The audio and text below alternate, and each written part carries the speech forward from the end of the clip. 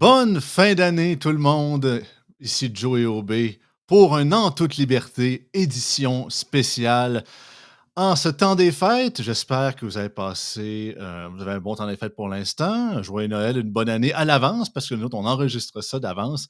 Donc, pour la prochaine 45 minutes à 1 heure, tout dépendant comment ça va aller, mais je pense qu'on va avoir du fun. On vous a préparé une émission spéciale de En toute liberté pour tous les fans qui nous suivent depuis toute l'année. Donc, on vous présente, on a beaucoup d'invités à vous présenter. Je pense que vous allez triper en cette soirée du temps des fêtes. On est festif, on est habillé en conséquence, on va avoir du fun en gang. Fait qu'on y va pour ce En toute liberté spécial.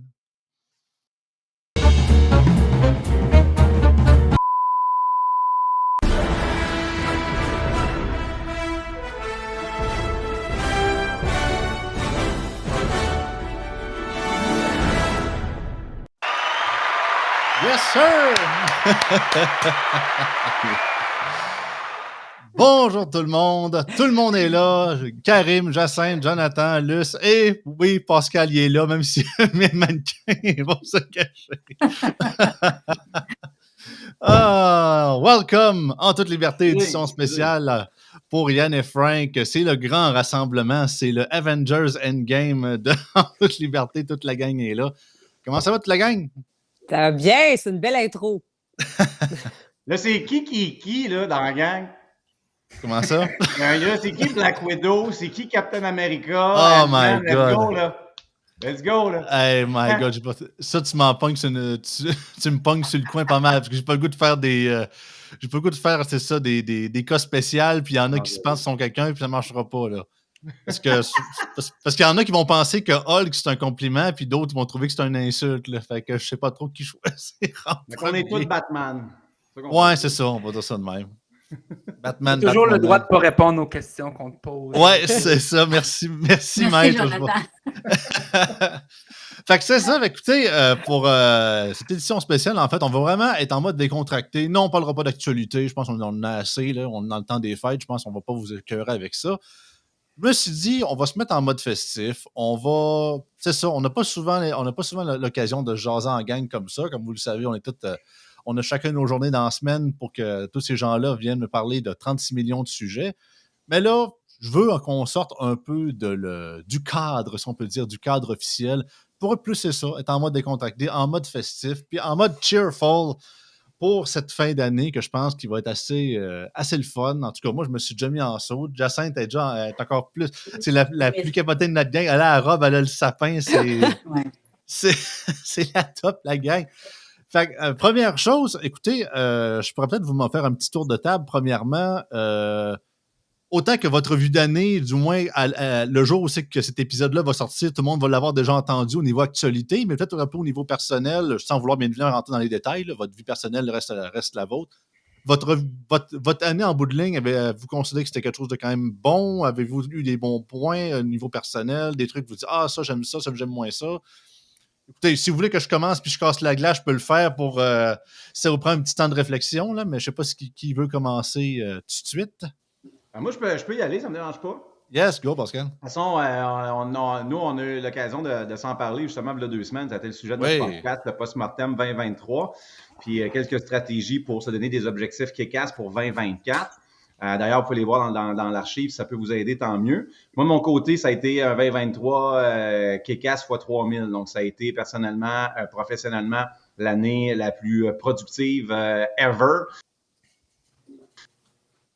Le 43 ans avec un petit peu de trop de poils dedans. Je finis 2023 avec un gros A sur le bulletin, proche du A+. Puis, on va essayer de garder la même vague pour 2024. Donc, beaucoup de projets, d'initiatives, dont une super belle avec Karim. On a travaillé sur des belles propositions pour le PCQ ensemble pour un programme qui est vraiment super motivant, stimulant, super cool. Puis ça, c'est le genre de pas petite initiative, mais d'initiatives, je pourrais vous en nommer comme ça pendant une demi-heure, qui sont amalgamées cette année, qui font que arrivé à 2 semaines avant le passage à la prochaine année, je fais comme this was a pretty freaking good year. Puis je trouve ça super stimulant. Moi, c'est des choses qui me rendent heureux, c'est de pouvoir collaborer avec toi, avec vous autres, de pouvoir avoir une humble collaboration avec Karim. Ça, c'est des affaires qui sont tellement tripantes de pouvoir collaborer avec des gens, de rencontrer des gens nouveaux, de savoir que c'est une petite différence dans la vie de quelqu'un, que ça soit minime, des fois c'est plus important, mais c'est minime. Puis au cumulatif de tout ça, moi, ça a été au niveau des sports d'obstacles, au niveau national aussi. C'est vraiment une année que je trouve super le fun, mais c'est comme on disait ensemble, pour moi, c'est plein de gratitude. Parce que c'est plein de gratitude pour les gens qui pensent à moi, qui me demandent de m'impliquer. Moi, que ce soit la ville ici ou Karim, je le prends tout le temps comme un grand honneur, puis c'est tout le temps un oui, c'est un gros plaisir. Et les gens qui me font confiance, c'est vraiment les gens qui m'entourent, qui me supportent, qui me font confiance. Mes membres ici à Spartan Fit, ceux qui sont loyaux depuis 3 ans, ceux qui se rajoutent, la belle gang qui grandit ensemble. Puis je dirais mon coup de cœur particulier, puis je pourrais vous laisser aller avec ça mes collègues. Mais moi, mon coup de cœur particulier cette année, c'est le lancement de mon programme Sport-Études, qui est une première nationale en sport d'obstacles. On est les premiers à faire ça au Canada, mais c'est surtout les 4 bons jeunes que j'ai dans mon programme présentement qui ont pris une place dans mon cœur de sensei.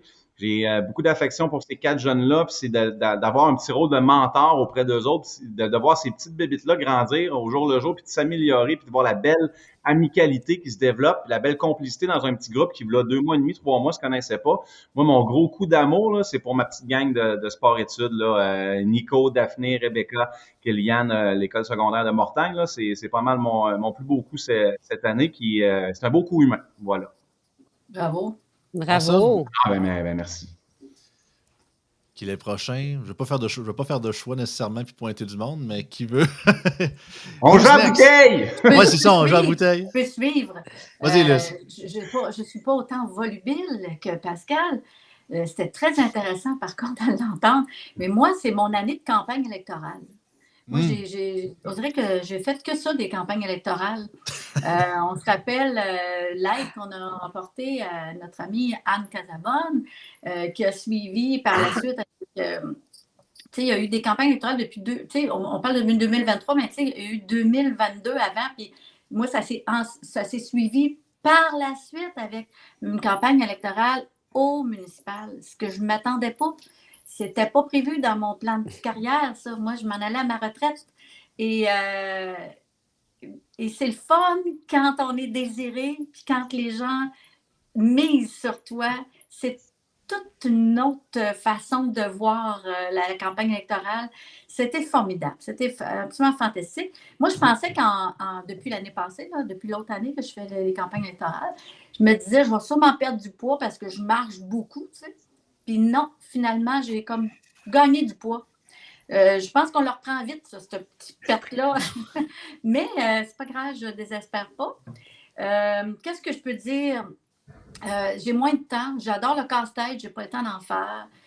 J'adore la musique. Peut-être je vous ferai une petite musique tantôt, un petit extrait. Hein? Je ne veux pas vous fatiguer.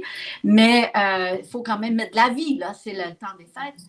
Et puis, je pense que je me plais bien dans mon rôle de mairesse. Je pense que je suis en train de m'intégrer bien et puis je suis en train de comprendre plus l'appareil municipal et aussi de faire des bons coups. Ça, c'est vraiment agréable. Il y a des défis, bien sûr, mais je pense que je suis outillée pour passer au travers. Puis le grand défi de cette année, c'est Joey. Là. Il m'est arrivé avec veux-tu nous parler? Oh non, on voit qu'on a perdu Luce. Ouais, parce qu'on avait eu des petits problèmes techniques au début avec Luce, c'est ça, des petits troubles. Mais je pense que c'est ça. Lui, je peux comment finir sa phrase, c'est ça, c'est à quel point je l'ai invité. Ouais, c'est ça.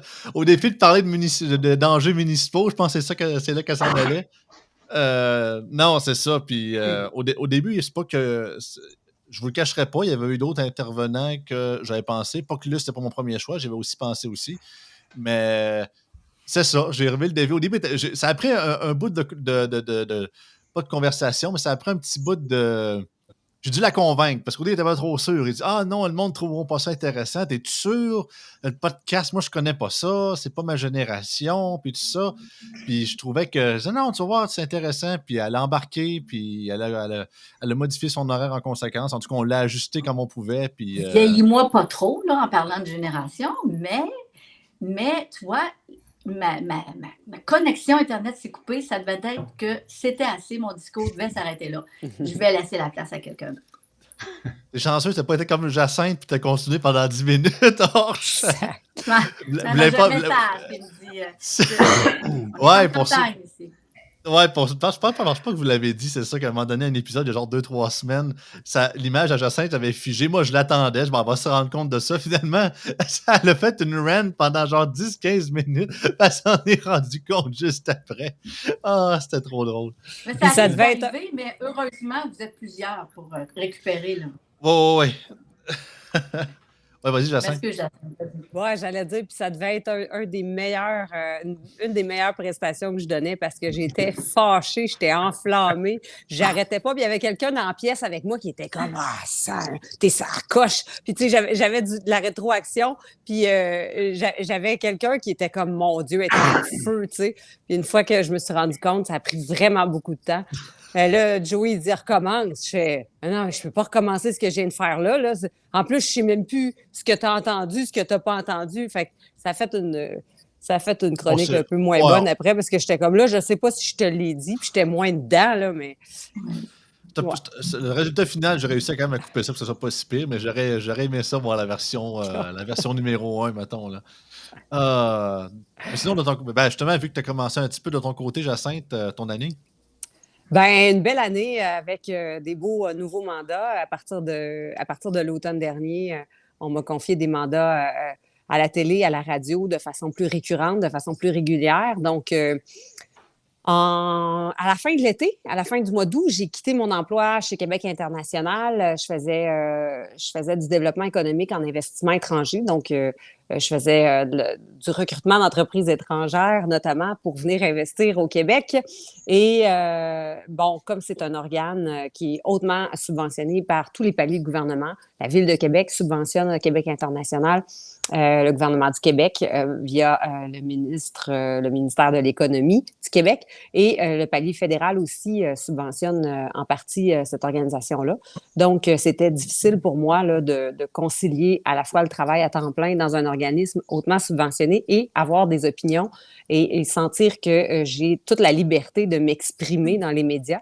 Donc, quand on m'a offert des contrats plus réguliers à l'automne, ça a été le bon moment pour quitter mon emploi chez Québec International puis réellement vivre la pleine liberté de mes opinions, à ce point où j'ai voulu même m'exprimer en mon nom personnel et non pas au nom d'un parti politique. Donc, ça me permet même parfois de prendre des positions qui sont complètement surprenantes ou différentes du Parti conservateur, mais je l'assume très bien, j'adore cette posture-là. Et puis, je fais beaucoup d'allers-retours entre Québec et Montréal parce que j'habite à Québec, mais je fais de la télé à Montréal. Donc, je fais des allers-retours souvent, mais j'aime ça parce que jusqu'en 2020, j'habitais dans la région de Montréal. Donc, ça me permet de retourner voir des amis, de la famille ou fréquenter des commerces desquels je m'ennuie maintenant que je suis à Québec. Donc, c'est une vie intéressante, c'est une vie exigeante parce que je suis maman monoparentale de 3 enfants à temps plein depuis 10 ans. Et le depuis 10 ans est important parce qu'il y a un niveau de fatigue qui s'est accumulé et qui n'a pas fini de s'accumuler. Donc, dans mes enfants, j'ai ma grande fille qui est en dernière année de cégep. Donc, on magasine déjà l'université. Donc, c'est un nouvel univers aussi. Donc, du point de vue personnel, je suis exposée à des nouvelles situations avec une grande fille qui va avoir 18 ans au mois de février. On a des conversations de plus en plus politisées à la maison avec les ados aussi. J'ai 2 garçons de 12 et 14 ans. Donc, c'est une nouvelle réalité aussi parce que là, j'ai vraiment 3 ados à la maison, 2 au secondaire, 1 au cégep. C'est très exigeant, mais voilà, c'est une belle année. Une belle année bien remplie, une belle année de nouveautés, de changements, d'adaptation. Mais c'est parfait parce que je suis une fille faite pour le changement. Fait que c'est parfait.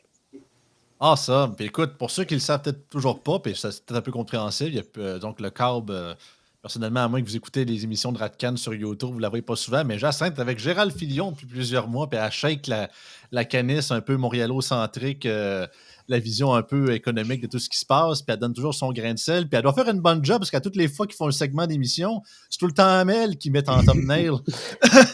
Ils mettent tout le temps à face à Jacinthe, mais soit qu'elle est photogénique, soit parce qu'elle dit de quoi d'écœurant, puis on se dit c'est elle qu'on va mettre d'avant tout souvent. Ou les deux. Ou les deux, bien sûr. C'est pas séparé, bien évidemment.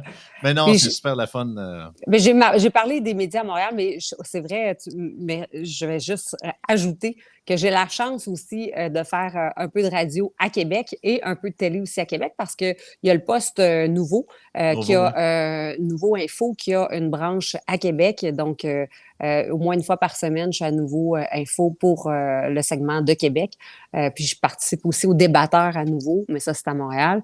Donc, un mélange des deux. Puis la radio à Québec à Boulevard 102.1 avec la gang de Rage Against le matin qui est vraiment super. C'est une belle nouvelle gang que j'ai découvert à la radio. C'est franchement intéressant de découvrir d'autres émissions matinales, d'autres animateurs de ce que j'étais habituée. Parce que, bon, juste en 2020, je n'étais pas à Québec. Puis en 2020, ben, je ne connaissais pas cette gang-là. C'est une belle gang. Super. Nice. Moi, j'ai une question pour Jacinthe. Il mesure combien, Jacques Letourneau? Mais pour vrai, je pense qu'il mesure 6 pieds 1 ou 6 pieds 1. Il a l'air tellement grand. Mais je le sais, imaginez, j'aurais dû vous apporter ça, là, mais j'ai des talons hauts de même quand je suis à côté de lui. En plus, je mets mes plus hauts talons. Moi, j'adore les talons hauts, puis je porte des talons très hauts naturellement. Fait que c'est pas un supplice du tout pour moi. Là, j'aime ça. C'est juste que je me dis tout le temps, la différence est tellement incroyable. Puis en plus, j'ai des talons très hauts. Alors, mais pourtant, peut pas, à ce moment-là, il ne peut pas mesurer 6 pieds 1. Il mesure 6 pieds 6 à ce moment-là. Non. Il y a une illusion. Non, je vais vous expliquer. Il y a une illusion d'optique parce que pour de vrai, dans la vraie vie, quand je suis là, je le regarde, ça n'a pas l'air autant haut que ça quand je suis en personne. On dirait le gérant Ferré à côté de toi. Des comme ça. Mais c'est parce que... Non, mais il y a un jeu de caméra. Vous savez, il est placé plus près de la caméra. Moi, je suis plus loin. Ça accentue l'effet de grandeur, le fait qu'il est plus près de la caméra. Mais bon, effectivement, ça fait beaucoup jaser. Il paraît qu'il y a bien des commentaires. Il faut que tu jases à Gérald, que vous switchez, que ce soit toi qui sois plus vers la caméra pour que ça soit moins pire. Mais là, à partir de janvier, il essaie de nous asseoir. Oh, nice. Ouais. Donc, on va nous avons du budget. Nous pouvons maintenant nous fournir des chaises. C'est du luxe, hein? Mais ça a été long avant qu'il prenne cette décision-là parce que il n'aimait pas l'effet visuel, puis il y a beaucoup de commentaires sur le fait qu'il est plus grand que moi, puis il y a vraiment une grande disparité de grandeur.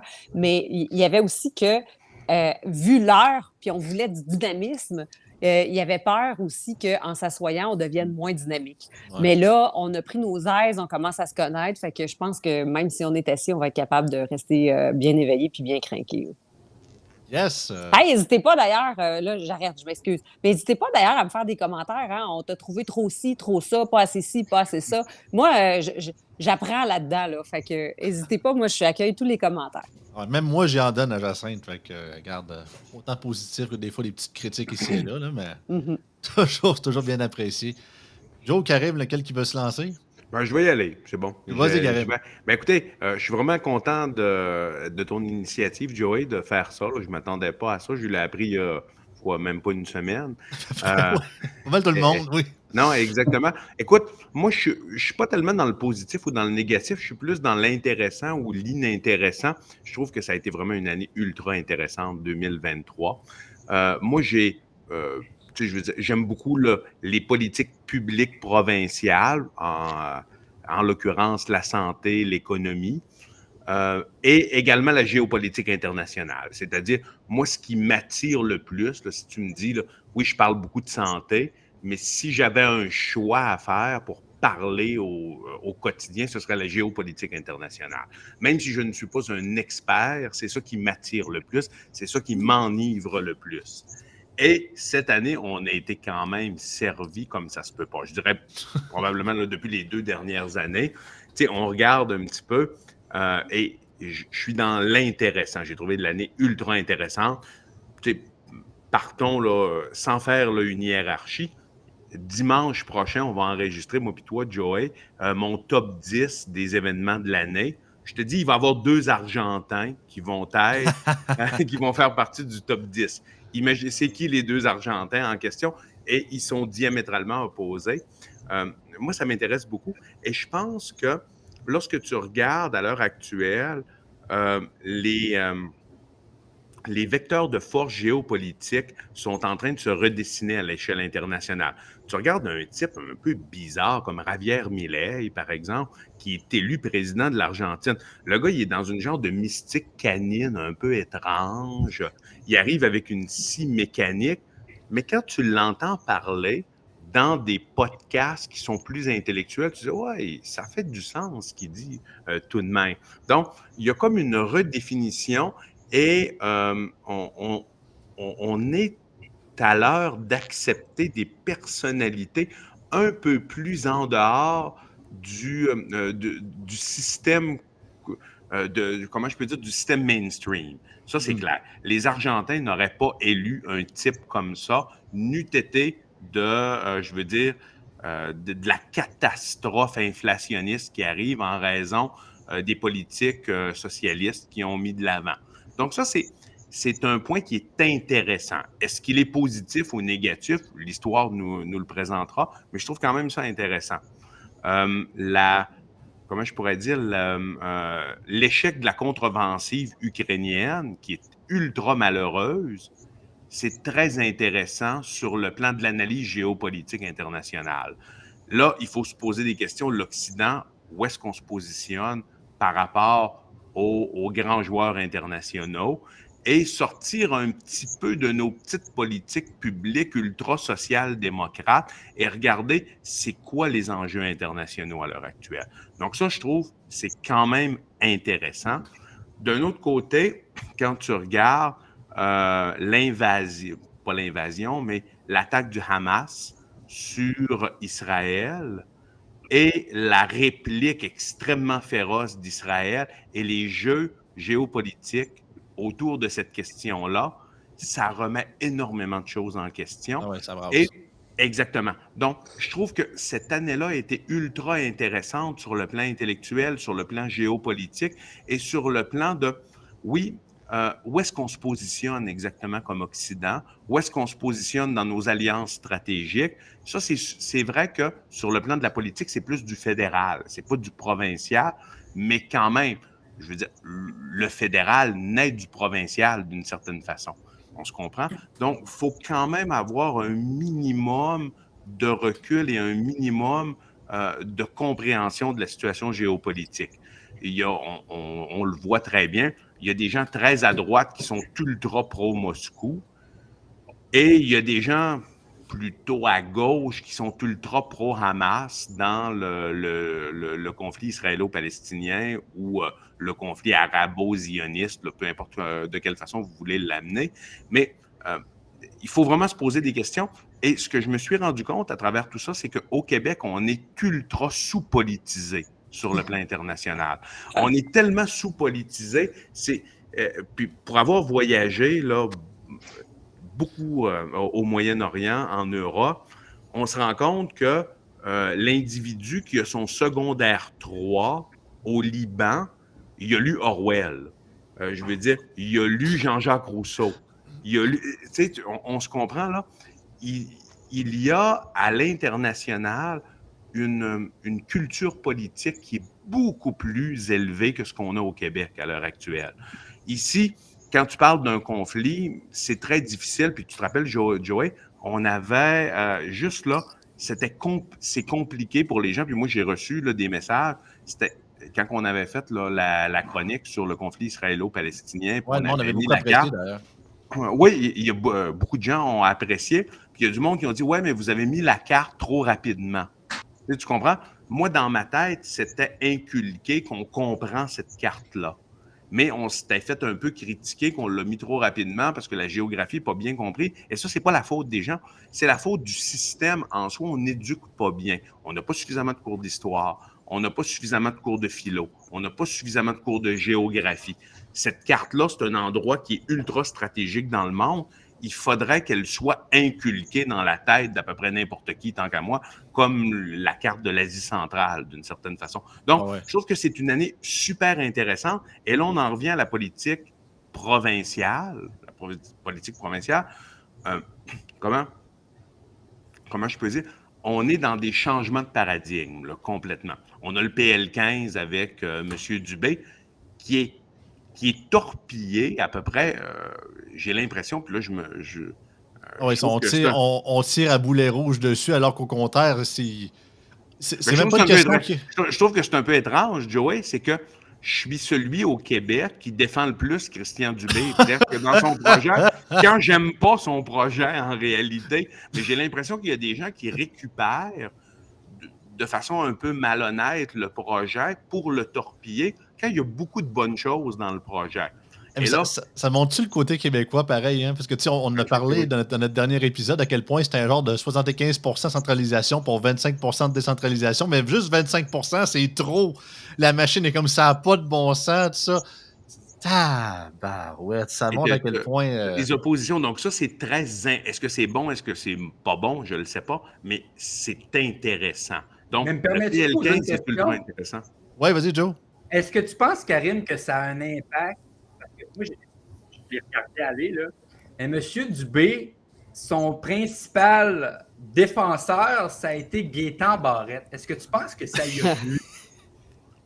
Ben oui, mais c'est un super de bon point que tu amènes. C'est-à-dire, et c'est pour ça que Christian Dubé, il veut se dissocier un peu de Gaétan Barrette. On lui avait posé la question, puis il avait dit « Vous êtes Gaétan Barrette sur les stéroïdes. » Puis là, il a dit « Non, je suis pas Gaétan Barrette. » Il voulait se dissocier. Maintenant, il faut comprendre que dans une réforme d'un système, tout le monde fait un pas, puis c'est toujours le rétrospect, OK? Puis c'est pour ça que moi, il y a des gens qui me critiquent, ils disent « Mais pourquoi tu matraques pas Christian Dubé sans arrêt? » C'est que je comprends un peu c'est quoi le rétrospect. C'est-à-dire, disons que toi, tu viens me voir, Jonathan, à l'hôpital, tu as mal à une hanche, OK? Et tu me dis, je viens de faire un match de soccer, puis il y a quelqu'un qui m'a donné une jambette, OK? Moi, je pense que tu as une entorse de la hanche, OK? Je te donne des anti-inflammatoires, tu es un jeune homme en bonne santé, tout ça. Je ne pense pas que tu as un cancer de osseux, tu comprends? À partir de ce moment-là, quand je te donne le premier traitement, là, si ça échoue, tu vas reconsulter. Puis là, il y a un autre médecin qui va se dire « OK, t'as peu. Le premier traitement a échoué, donc, il faut que j'aille un peu plus loin. » Lui, il te demande un scan de la hanche, puis il se rend compte que finalement, tu as une espèce de cochonnerie de cancer osseux. OK? C'est pas que le premier est un tout croche. C'est que le premier, il a utilisé une base statistique qui dit « Jeune homme de 32-33 ans, après son match de soccer, il a une jambette. Il n'y a pas un cancer osseux, il y a une entorse de la hanche. » Et là, c'est un peu ce principe-là. Donc, quand tu regardes dans le rétrospect, moi, c'est facile de dire que Gaétan Barrette a échoué dans sa réforme. C'est facile de dire que M. Bolduc avait échoué dans sa réforme. D'un autre côté, ils ont essayé des choses qui n'ont pas fonctionné. Fait que là, moi, j'arrive avec une nouvelle réforme. Je ne suis pas meilleur qu'eux, mais j'utilise leurs échecs pour ne pas reproduire leurs échecs. Je ne suis pas plus intelligent, je n'ai pas un plus haut quotient intellectuel, je ne suis pas nécessairement mieux renseigné, mais j'utilise leurs échecs. Maintenant, M. Dubé, ce qu'il fait en ce moment, il ne veut pas se coller à Gaétan Barrette. C'est vrai, il y a vraiment une dichotomie dans sa réforme. Il décentralise d'un côté et il ultra-centralise de l'autre côté. Je n'ai pas eu la chance de discuter avec lui pour savoir pourquoi il ultra-centralise de l'autre côté. Je pense que, si je guesse, c'est plus politique qu'autre chose. C'est ça que j'allais dire, parce que Koskinen, il a dit de centraliser, je pense que c'est ça. Parce que si tu ne centralises pas du tout, on va te reprocher de vouloir de vouloir déléguer ta responsabilité et de dire « Moi, je suis le ministre, moi, j'ai plus de responsabilité. » Tu comprends? Et ça revient, cette critique-là constante. C'est très difficile. Et j'en reviens un peu à ce que le prof Caron avait dit, c'est que quelqu'un qui veut vraiment réformer un réseau qui est bâti sur une anthropologie fondamentale d'un peuple, à partir de ce moment-là, ça prend une personne complètement exceptionnelle parce que les forces autour sont tellement importantes qu'elles soient médiatiques, qu'elles soient des sous-ministres, qu'elles soient de l'appareil de l'État, peu importe, des syndicats. C'est extrêmement difficile de ne pas donner un ananas à tout le monde. Vous comprenez? C'est un petit peu ça. Mais bref, je termine là-dessus. Ça a été une année super intéressante. Est-ce que les choses vont changer? Tout ça, on verra bien. Mais ça a été une année, là, moi, je trouve, 2023, je l'ai trouvée intéressante là, au maximum. Et je te remercie, Joey, je remercie Yann et Frank. Je trouve qu'on et tous les podcasters ici, vous avez toute une expertise particulière et vous sortez du lot. Ce qui est intéressant de vous voir tous, c'est qu'il y a comme un genre de gros organigramme au Québec, mais vous sortez tous de cet organigramme-là à travers vos expertises. Peu importe ce que, je veux dire, votre background, tout ça. En tout cas, moi je suis très content de faire partie de votre équipe, puis je vous remercie beaucoup. Yes, sir. Joe, la série sur le Sunday?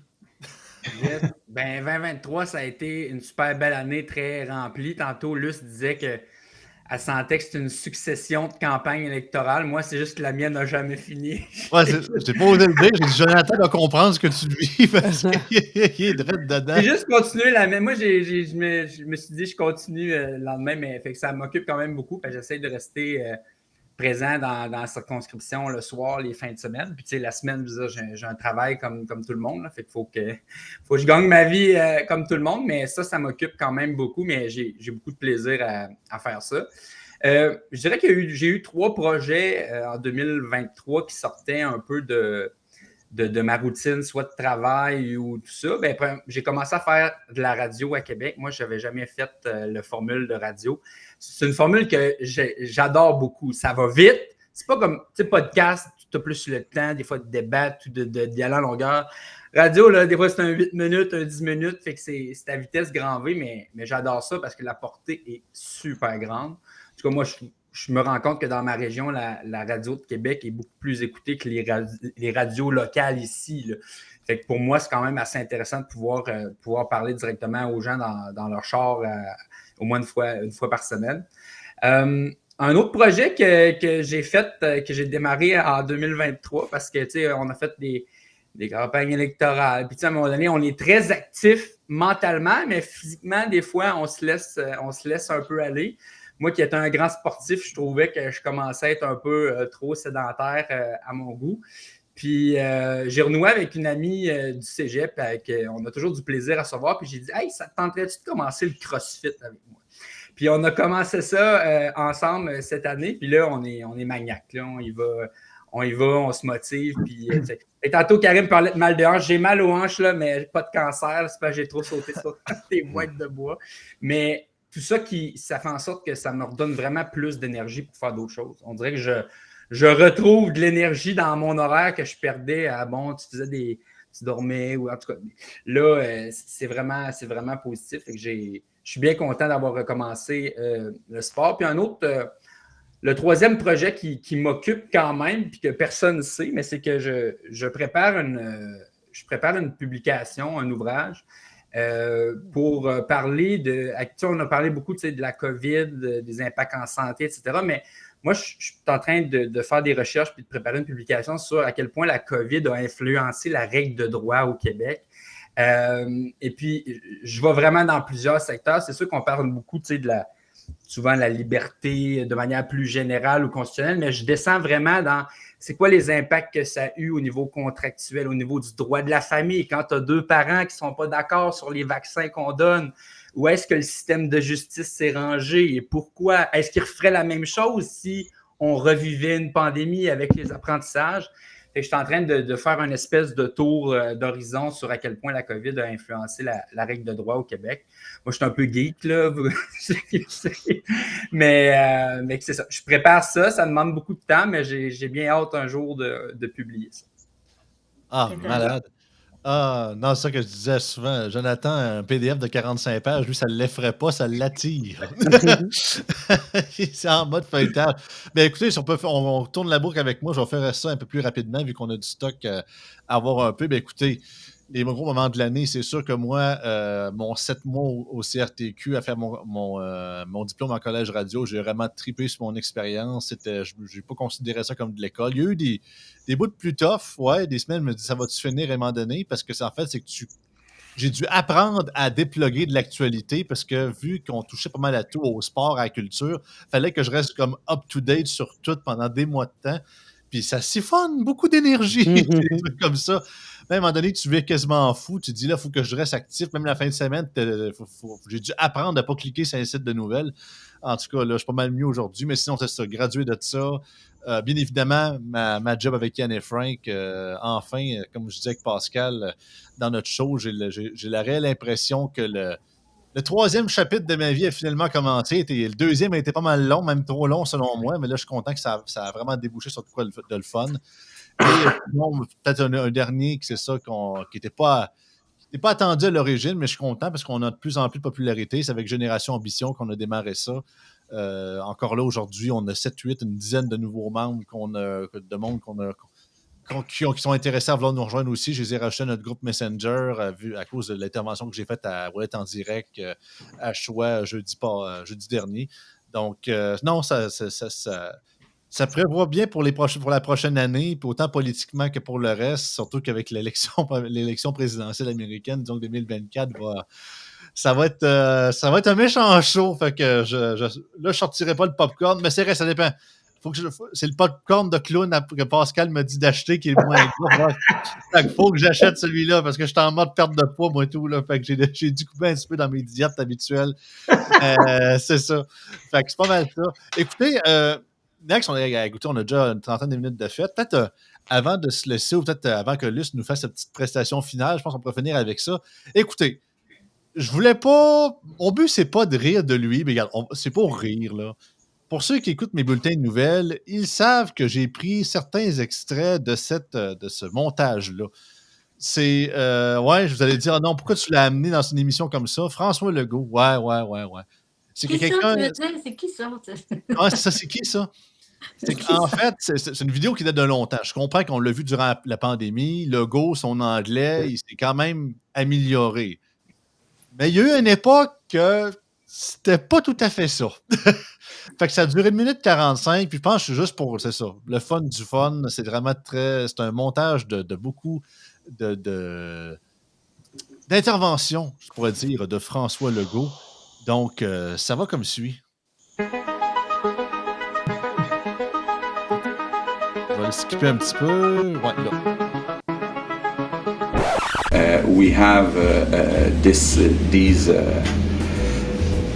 immobilism. We have to increase I think that in a new organization, we are numerous Quebecers and significantly improve. We have 15 to even some community 20% of on the assets. PCA. We don't talk enough. But it's a bit vache sacré to say that. PPP, partenariat public-privé, how do you say that in English? Making this constat, I'm sorry, in a foreseeable, avenir prévisible, foreseeable future, and be together to try to work on some priorities. Health, la richesse, the wealth, and it's not peanuts. Ça, puis il y a Agnès Maltais qui parle des Jetlers, là, ça c'était une pièce d'anthologie. Je pense que Jacinthe a été flabbergastée Mais je pense J'avais qu'il voulait jamais dire- entendu, j'avais jamais entendu ça, cet extrait-là. Qu'est-ce que je voulais dire par We Don't Fuck Enough? Non, je pense que c'est taught. Je pense que c'est vraiment. Je pense qu'il voulait dire taught. En gros, on n'apprend pas assez, mais maintenant qu'il le dit avec son accent, ils ont c'est ça. Le T s'est transformé en F. Mais tu sais, Moi, c'est je me super rends simple. compte que. Vas-y. Vas-y, Luce, vas-y. Je me rends compte que au constat, je pense que je serais capable d'être premier ministre aussi parce que I am capable. Vous avez vu mon anglais? C'est que je trouve que ça se ressemble. Je pense qu'il y a du potentiel. Ah. Moi, j'aimerais vous faire une confession.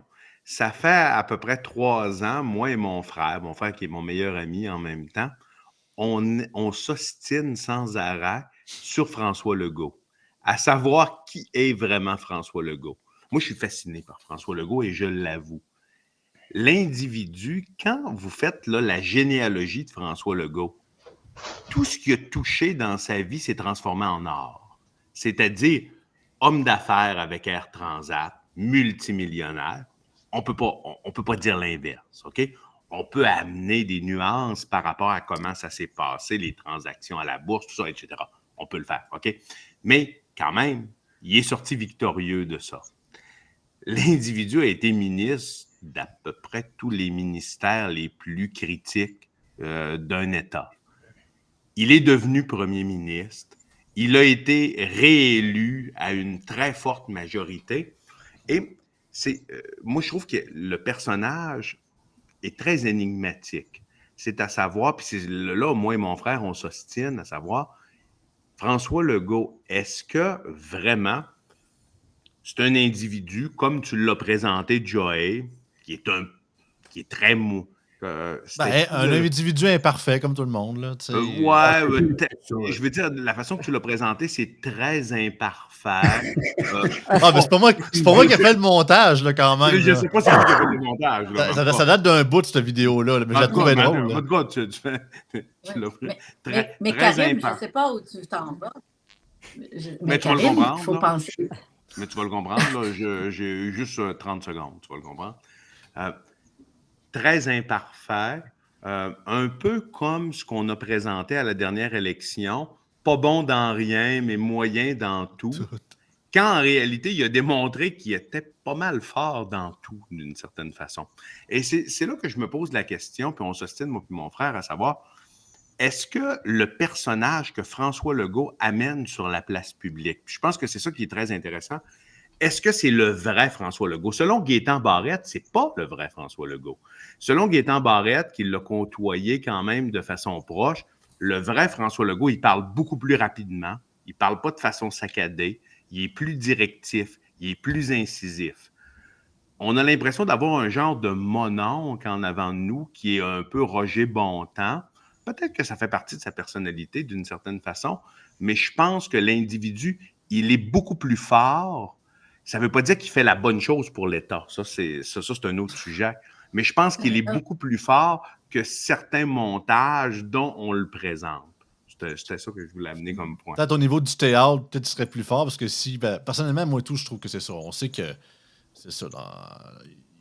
Est-ce qu'il joue un personnage vraiment un peu à la Joker? Peut-être pas à ce point-là. Là. Je pense pas que c'est aussi drastique. Je pense que, comme tu l'as dit, il y a des aspects de sa véritable personnalité qui dépassent de quand il parle au monde un peu en genre de mononcle. Hey, comment ça va?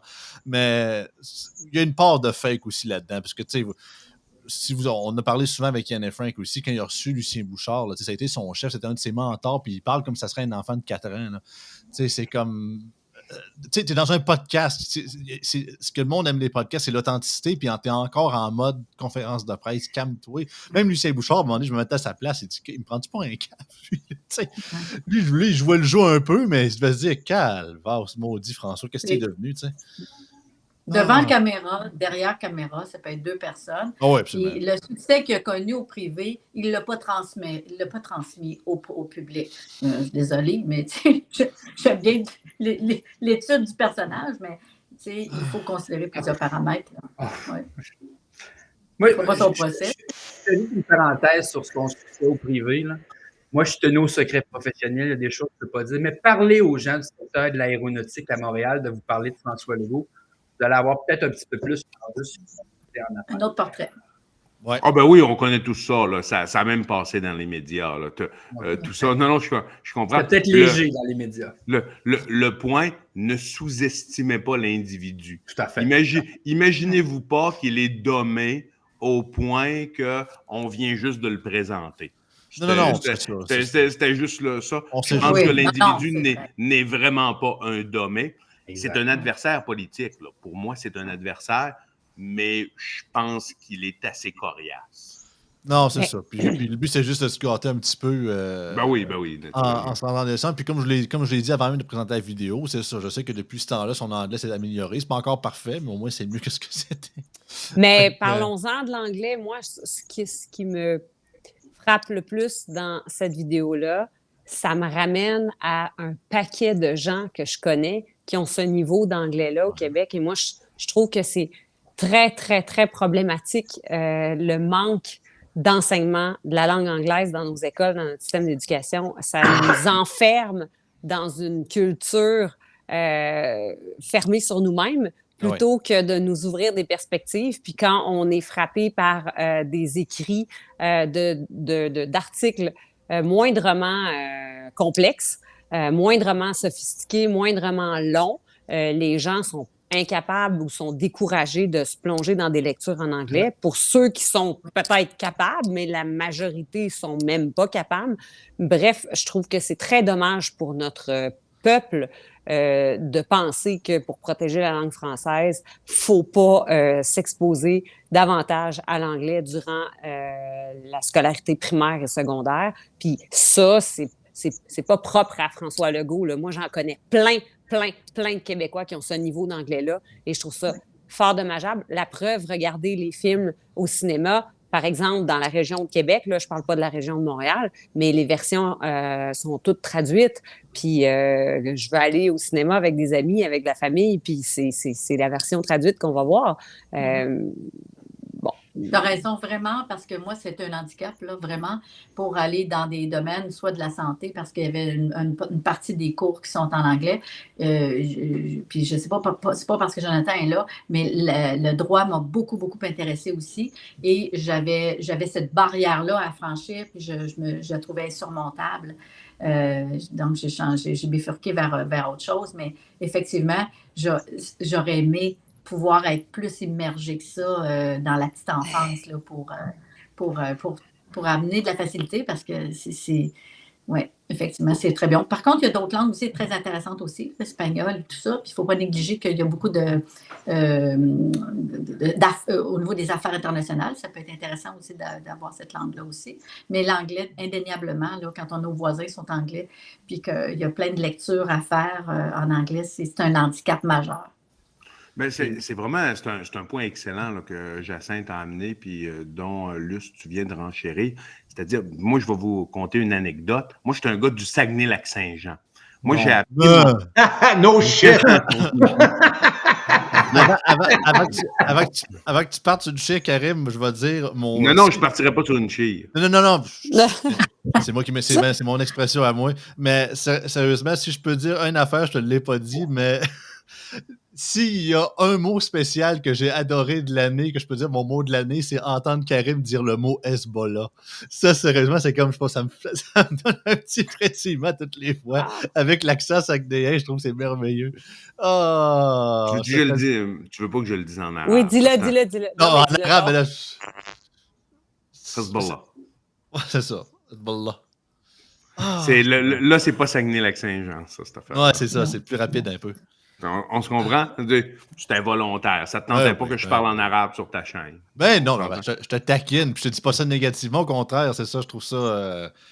Les accents, je trouve ça majoritairement cute. Il y en a qui sont moins beaux que d'autres, mais je ne commencerai pas à faire une ségrégation ce soir, là. Tu sais, je peux te prononcer les hé, les ré, ça te tente, là, mais je considérais que sur ta chaîne, c'était pas nécessairement approprié, disons. Okay. C'est ça. Puis quand je suis avec Jonathan, je sais que les G sont optionnels. On les prononce moins. Mais sur le plan de l'anglais, par exemple, ça, c'est vraiment un bon point. Et c'est une des raisons pour lesquelles moi, je suis non favorable à la loi 96.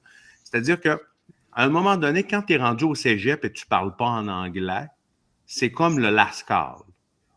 Si à 18 ans, tu ne parles pas anglais, la langue internationale, c'est le Lascar. Après ça, ça va tellement être compliqué d'aller la chercher. Si tu es rendu, là, tu as fini ton secondaire, tu as un anglais qui est tout croche, la seule façon peut-être de l'acquérir, et de l'acquérir, c'est parce que quand on parle de parler une autre langue, c'est pas uniquement de parler, d'être capable de demander son chemin. C'est de la parler de façon intelligible, intelligente, pour exprimer ses idées, pour les comprendre. Moi, je parle arabe pour voyager au Moyen-Orient puis demander mon chemin puis aller au restaurant. Mais je ne suis pas capable d'aller sur Al Jazeera et exprimer mes idées de façon intelligente en arabe. Impossible. On se comprend? Donc, c'est un peu ça le point. On veut au minimum, là, sinon tu es un illettré international, que les jeunes soient en mesure d'apprendre la langue internationale qui est l'outil de communication internationale à partir du primaire. Parce que si c'est appris à partir du primaire, c'est tellement facile la suite. L'accent vient, la connexion neurolinguistique vient de façon facile. Maintenant, quand tu es rendu à 18 ans puis tu es pris pour aller au cégep, pour l'apprendre dans un cégep anglophone, tu vas l'apprendre. Tu n'es pas encore très vieux, tu as 17-18 ans, mais tu es comme à la limite vraiment. Passé ça, ben, tu vas parler un anglais tout croche. C'est la réalité. Et tu vas avoir de la difficulté à te prononcer sur des tribunes internationales, sur des tribunes médiatiques. L'accent, c'est pas important, c'est la fluidité et la bonne grammaire en arrière. Tu sais, quand tu regardes les Scandinaves, ils parlent, ou les Allemands, par exemple, là, ils parlent un anglais, oui, ils ont un accent, mais ils parlent un anglais qui est extrêmement fluide, rapide, et tu es capable de comprendre ce qu'ils disent. Le problème au Québec, si tu n'as pas été élevé à Montréal, plutôt dans l'ouest de la ville, tu es handicapé par rapport à ça et tu as deux prises. Là. Et l'autre que je Il y a beaucoup d'avancées. Les écoles ont beaucoup avancé. Imaginez en région. J'ai eu connaissance de beaucoup de projets. Parfait, excellent. Même à la maternelle, il y a quand même quelque chose de... Il y a quand même des projets innovateurs de ce côté-là. Moi, j'ai confiance, puis moi, je regarde juste moi, comme j'ai été handicapée, j'ai privilégié que mes enfants entendent plus d'anglais que moi et ils se débrouillent vraiment mieux que moi. Là, on est encore dans le Yes No Toaster, Black and Decker. Oui. Non, mais on a limité le nombre d'heures d'enseignement en anglais. On ne peut pas aller plus haut. Fait que arrêtez-moi ça, là, que ça s'est amélioré. Là. On a limité le nombre d'heures. Pour avoir plus de nombre d'heures d'enseignement en anglais, il faut aller au privé. Alors, là où la situation de l'anglais s'améliore, c'est parce qu'il y a de plus en plus de jeunes qui vont dans les écoles privées. C'est juste ça. Oui, mais Jacinthe, je te dirais que j'ai été peut-être dans les dernières écoles où je suis allée, on a privilégié à tous les jours de l'anglais. Et c'est à partir du primaire, à partir du première année. Tous les jours de l'anglais, c'était d'une nouveauté. 1 heure par jour. Dans une école publique? Dans une école publique? Oui. Oui, c'est sûr. Ça, je dis qu'il y en a qui ont osé. C'est une école avec un volet international, donc projet international. C'est ça. Mais oui, mais c'est ça. Ben oui, mais... Voilà. T'étais chanceuse. Peut-être finir avec détail, hein? Ouais, c'est ça. Peut-être finir avec Jonathan. Après ça, on va faire la conclusion à la gang. Vas-y, Joe. Ben, moi, ce qui m'énerve avec ça, c'est que sous des faux prétextes de protéger le français, alors qu'on se rend compte que les mesures ne sont pas efficaces. Tantôt, Karim, dans son portrait là, géopolitique, il a parlé que en secondaire 3 ailleurs, il y en a qui commencent la littérature, etc. C'est ce qui est tout à fait vrai, mais à l'intérieur même du Québec, quand tu es un enfant issu de la loi 101, tu arrives invariablement avantagé aux études supérieures et sur le marché du travail parce que la plupart sont minimalement bilingues et très souvent polyglottes. Alors que le pauvre francophone de région, là, il arrive... Moi, j'ai appris l'anglais à l'université. Je ne parlais pas un mot anglais parce que mes cours d'anglais, ça a toujours été de la merde. Du primaire, secondaire, même au cégep, mon prof d'anglais parlait un anglais comme François Legault. Dans ma première année d'université, mon doyen il a dit « Tu as des notes exceptionnelles. » Il dit « Il faudrait que tu fasses des concours de plaidoirie. » Il dit « C'est en anglais. » Je dis « Je ne parle pas anglais. » Il dit « Ben, je t'annonce que tu as plafonné ta carrière, mon homme. » orgueilleux comme si je l'ai appris, mais ça a été dur. Ça a été dur rendu à l'université à apprendre ça. Alors, si on est capable d'outiller les jeunes dans le réseau scolaire, le réseau scolaire, il sert à ça. Il sert à essayer de mettre un peu les gens sur le même pied d'égalité quand dans une maison, ils n'ont pas le support pédagogique, puis c'est pas de mauvaise foi parce que les parents ne parlent pas anglais ou pour peu importe, d'essayer de les monter un peu. En ce moment, on a un système qui favorise la médiocrité. C'est les francophones qui coupent. Ouais. Non, mais je veux dire, le point est celui-ci. Et je veux dire, moi, ce que je demande à l'État en ce moment, puis si j'étais au pouvoir, ce serait de ne pas reproduire cette erreur-là. C'est-à-dire, moi, j'ai été un privilégié, c'est-à-dire, j'avais une marge de crédit quand je suis entré parce que j'étais un étudiant en médecine. C'est-à-dire, moi, je peux prendre sur une marge de crédit, puis ce ne sera pas compliqué pour moi de le rembourser en 2-3 semaines plus. Quand je vais avoir mon salaire, 2-3 semaines, 2-3 mois, mettons. Mais, je veux dire, moi, j'ai engagé un professeur d'anglais privé parce que je me suis rendu compte, j'arrive à Montréal, un gars du Saguenay-Lac-Saint-Jean, ultra domien, ultra francophone, qui parle, tu sais, je veux dire, je pense que je connaissais mieux l'arabe que l'anglais, ce qui n'était pas normal, on s'entend. Et à partir de ce moment-là, je me suis dit, je m'engage à un professeur privé et ce professeur-là, il m'a amené, je me rappelle très bien, on était à Québec, on allait à la bibliothèque dans Saint-Roch à Québec 4 fois par semaine, 2 heures de temps. Et là, il me donnait des leçons. Puis là, on se parlait. Et là, à partir de ce moment-là, j'ai pu débloquer parce que ça prend le moment où est-ce que tu débloques dans ton cerveau. Puis à partir de ce moment-là, tu es capable de te lancer sur la scène. Puis tu es capable de publier des articles. Tu es capable d'écrire dans l'autre langue. Tu es capable de parler de façon confiante. Donc, moi, je suis un privilégié. J'ai été capable de prendre 10 000 $ de ma poche et de me payer un professeur. C'est pas tout le monde qui ont cette chance-là dans la vie. La minorité. Et exactement, c'est l'infime minorité. Donnons cette possibilité quand le cerveau est très plastique au primaire. Donnons cette possibilité aux jeunes de faire en sorte que, oui, ils vont avoir encore plus de cours d'histoire, de cours de civilisation occidentale parfait, mais enseignez-leur l'outil de l'anglais. Ça, c'est vraiment le minimum. Puis je pense qu'on s'entend tous là-dessus ici. Au moins, c'est ça. Absolument. Moi, c'est surtout, je vous dirais que c'est majoritairement les jeux vidéo qui m'ont sauvé. Autant que j'ai une petite base d'anglais de mon primaire, secondaire, mais disons que quand tu joues à un jeu en ligne, que tout le monde parle anglais, t'as comme pas le choix d'apprendre des mots. Quiver, puis Group, et toutes ces affaires-là. Fait que, tu sais, au fil du temps, tu raboutes des phrases, puis tu finis par faire de quoi de popper. Là, tu commences à t'intéresser aux médias plus anglophones, autant l'actualité et tout. Fait que c'est ça qui t'apprend. À force d'écouter des gens, tu finis, puis les automatismes reviennent très rapidement. Mais j'ai vu une étude qui disait ça, que les jeunes garçons, leur niveau d'anglais est un peu supérieur, principalement à cause des jeux vidéo. Mais ça a du bon sens. Mon neveu a appris comme ça. Puis là, je dis, c'est la deuxième fois que j'entends ça. Jonathan, tu viens juste ajouter à cette façon de... Il y a d'autres inconvénients, par exemple? Oui, ça, c'est une autre histoire. Mais c'est ça, c'est savoir gérer comme dans tout. Hein. Mais en même temps, il faut que les garçons qui étaient plus enclins à aller vers des jeux vidéo, là, ça ne veut pas dire qu'il n'y en a pas des filles, là, mais je veux dire, il fallait quand même qu'ils veulent apprendre.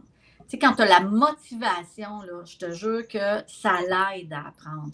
Je te dirais qu'à cette heure, ils ont moins la possibilité parce que moi, je vous dirais, mettons, les jeux vidéo, parce que ça a été encore beaucoup longtemps, même au Québec, les jeux vidéo étaient disponibles uniquement en anglais. Et que ça a été autour, je vous dirais, 2007-2008 que là, ils ont vraiment commencé à traduire tous les jeux qui sortaient. Fait qu'à cette heure, moi, j'ai comme eu pas le choix, entre guillemets, parce que c'était ça, la version finale. Puis je pouvais pas attendre 15 ans qu'une version française sorte. Fait qu'il fallait que je jouais à Kingdom Hearts sur PlayStation 2. J'avais 8 ans. Je demandais à mon cousin de me traduire ce qui se passait parce que je comprenais pas du tout les mots qui se disaient. Mais non, c'est ça. Fait que j'ai comme eu pas le choix, mais c'était une bonne affaire. Mais à cette heure, aujourd'hui, où c'est que tout est traduit, les applications et tout ça, c'est un peu plus compliqué. Mais non, c'est ça, je ne regrette pas du tout, au contraire. Écoutez, on va terminer là-dessus avec notre cher Luce. Regarde, on ne la ferait pas sortir sa guitare absolument pour rien. Je pense qu'elle pourrait nous finir ça avec une bonne chanson du temps des fêtes. Mais vous, on m'a dit, il faut arriver avec notre passion. Puis ça fait partie de ça, des passions que j'ai. L'été, je peux passer 2-3 heures à m'écouter chanter. Je suis un petit peu narcissique, là, mais... Écoutez, j'ai choisi une chanson, pour le temps des fêtes, puisque on est dans le temps des fêtes. Et comme je suis mairesse, je tiens beaucoup aux traditions, comment on dit, le patrimoine. Tu sais? Donc, je trouvais que nos vieilles maisons, c'était approprié. Et aussi, il y a comme une espèce de... Derrière, dans cette chanson-là, il y a une espèce de tradition. Et je trouvais ça, le petit côté conservateur, le maintien de nos traditions. Je vous fais qu'un extrait, absolument. J'ai aucune idée comment ça va sortir parce que j'ai l'impression que je suis en train de pratiquer. Là. Je vais faire comme si vous n'étiez pas là. OK? Si vous voyagez en brin du côté de Saint-Quentin, dites bonjour à mes parents qui habitent le 5e rang. Vous pouvez pas les manquer, prenez le chemin pas pavé. Près de la maison, vous verrez, il y a une croix qu'on a plantée. En vous voyant arriver, Mantra sont habillés. Il dira, mais entrez donc, passez donc dans le salon. Les planchers tout frais cirés, qu'on n'ose même pas marcher. Un bouquet de fleurs des champs embaume l'appartement. Que c'est charmant chez nos parents, que ça sent bon dans une vieille maison.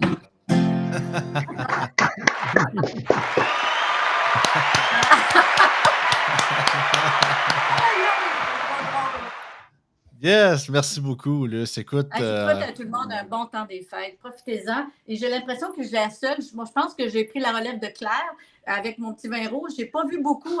Oui, c'est ça, ton verre s'est vidé vite. Hein? Oui, il avait soif, Jonathan. La géopolitique, ça me donne cet effet-là. Je bois. Non, moi, je tiens à dire à nos auditeurs qu'il y avait une consigne que préparez vos verres, mais je pense qu'on était deux qui l'ont compris, cette consigne-là. Même il y a un verre d'eau a été accepté. Là. Ah ouais, mais regarde, symboliquement, regarde, je comprends que peut-être pour certains, ça va être déjà passé, mais on vous le dit quand même. Joyeux Noël tout le monde, une excellente année à vous tous. J'espère qu'on va vous voir en pleine forme. Puis je parle pas juste à ceux que je parle présentement, mais à tous nos auditeurs aussi en 2024. On fait nos objectifs, comme dirait Pascal. On fait la méthode SMART. On prépare nos objectifs pour 2024. On va en parler amplement dans la prochaine année. Puis on va vous préparer d'autres trucs comme ça. Fait que merci beaucoup tout le monde. J'espère que vous avez apprécié cette émission spéciale dans toute liberté avec tous nos collaborateurs. En tout cas, je pense que la gang, on a eu du fun. Quand même, je trouve que ça passait vite, moi. Oui. Hey, on devrait faire ensemble une bonne année, là. Oui. Ça, OK. 5, 4, 3, 2, j'ai pas parti à 10. 1. Bonne année! Bonne année! Non, on a moppé ça comme ça. Joey, tu devrais compter ça.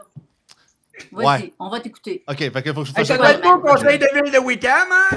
Mais c'est. Écoute, faut que je lève ça. Là. Mais de ce que je comprends. C'est toi mais c'est déjà fini, de ce que je comprends. Ben, ça dure. On a déjà 1 heure de passé, Karim. C'est ça. OK, bon, c'est bon. OK, ça a passé vraiment vite. C'est bon. OK. Oh, Jacinthe, on t'entend plus, par exemple. Ouais. Ouais, c'est ça. Non, c'est sûr. On a raté une bonne année, là. J'ai essayé, par exemple. On va attendre. C'est comme la session parlementaire de la CAQ, ça finit sur un flop. Comme le restant de l'année. On a le temps de se reprendre, là. Il va couper au montage, là. Tu vas prendre ça, là. Ben, tu me fais faire de la job, toi, là. Regarde, on peut leur faire une deuxième fois, c'est pas plus grave que ça. Je ne couperai pas. Le monde va comprendre. Regarde, on est en mode. OK, 5, 4, 3, 2, 1. Bonne année tout le monde! Bonne année tout le monde! Yes, sir! Bye bye et passez un excellent temps des fêtes. Toute la gang, dans toute liberté, vous dit à la prochaine. Bye.